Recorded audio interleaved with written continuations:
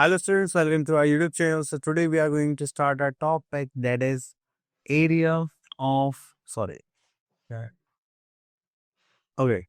The topic is perimeter of rectilinear figures. जो हम यहाँ पर देखते हैं तो स्ट्रेट लाइन से फिगर्स बनती है, हमें उनका क्या निकालना है, पेरीमीटर। तो चलिए, तो सबसे पहले हमारे पास रेक्टिलिनियर फिगर्स में देख लेते हैं फिगर्स कौन सी आती है। Plane figure bounded by line segments is called rectilinear figure. Just like a triangle, quadrilateral, hexagon, these are called rectilinear figures. Circle is not a rectilinear क्योंकि उसमें क्या आती है, curve line आती है. Okay. Now we are having perimeter of rectilinear figures. The first is triangle. तो यहाँ पर हमें एक छोटा सा बेसिक फॉर्मूला याद करना है, that is the sum of all sides of rectilinear figures is its perimeter. अगर हमें ट्राइंगल का पेरीमीटर निकालना है तो तीनों साइड्स को ऐड करना पड़ेगा, और रेक्टेंगल का पेरीमीटर निकालना है तो all four sides should be added. Okay, here we are having perimeter of square. So या तो आप इनकी सारे साइड्स को ऐड करो या फिर 4 इंटू साइड कर देंगे स्क्वायर की, तो भी हमारा क्या आ जाएगा, पेरीमीटर. सो उसके बाद हमारे पास एक फॉर्मूला होता है पेरीमीटर ऑफ रेक्टेंगल का, that is twice of length plus breadth. Okay, तो ये फॉर्मूले से जो हम यहाँ पर यूज करने. So here we are having practice pause 15.1. Question number 1, find the perimeter of each of the following figure.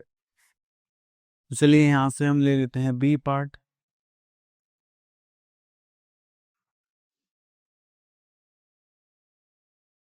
सो अगर हम इसका पेरीमीटर निकालेंगे तो यहाँ पर आ जाएगा हमारे पास, that is 7 centimetre plus 4 centimetre plus 3 centimetre plus 8 centimetre plus 5 centimetre. ठीक है, तो करेंगे तो ये हो जाएगा हमारे पास है plus 3 10 and 12 22 and this is 27 centimeter. So this is our parameter. Okay, now move to next part, that is question number 2. Find the perimeter of a triangle whose sides are this. So यहाँ से question ले लेते हैं, C part.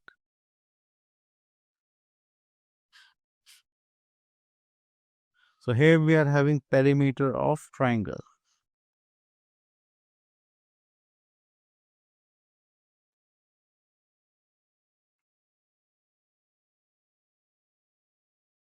So the formula is, that is sum of all sides.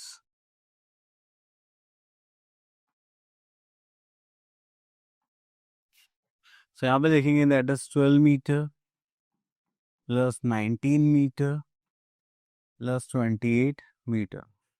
So this is 10 20 30 40. अब आ जाएगा 40, then 17 18 19, that is 59 meter. Now move to next part, that is question number 5. Find a perimeter of rectangle whose length and breadth are given. तो यहाँ से ले लेते हैं C part.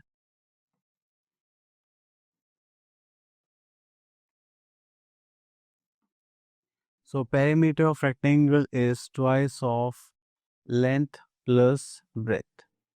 So that is twice length है हमारे पास 28 centimetre, breadth is 19 centimetre.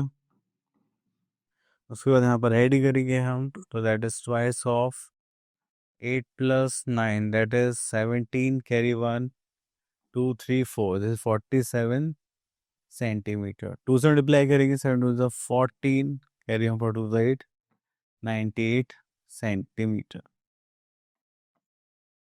So 94 centimeter. Okay. Now move to next part. There is question number 6.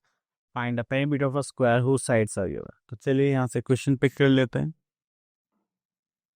B part.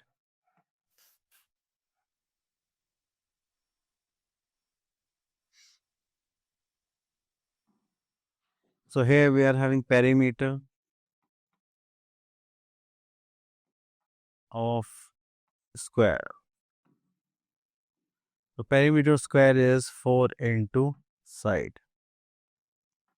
यहाँ पे करेंगे, that is 4, side is 21 centimeter. This is 4 1 the 4, 4 2 the 8 centimeter. Okay. Now move to next part. That is question. यहाँ से pick कर लेते हैं question number 10. So here we are having question number 10. Find the cost of fencing a square park. देखिए fencing का मतलब होता है बाउंड्री करना. बाउंड्री पे हम सितारबंदी करते हैं, उसको बोलते हैं फेंसिंग. तो हमें फेंसिंग करवानी है. जो हमारे पास पार्क है वो है स्क्वायर शेप पे. इसकी जो साइड है वो कितनी है 150 मीटर. तो इसका जो रेट है वो कितना है ₹6 पर मीटर. ओके. तो चलिए अब यहाँ पर हम क्या करते हैं, इसकी फेंसिंग की बात करते हैं और देखते हैं. तो फेंसिंग करने के लिए हमें पहले बाउंड्री की लेंथ पता होनी चाहिए. तो चलें उसके लिए हम क्या निकालेंगे, perimeter. So we are having perimeter of a square park.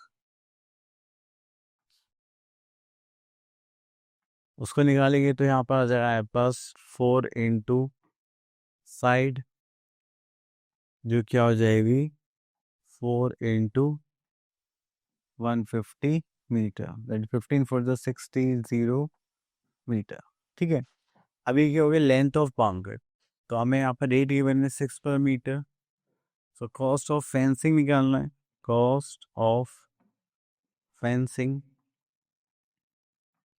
1 meter is ₹6.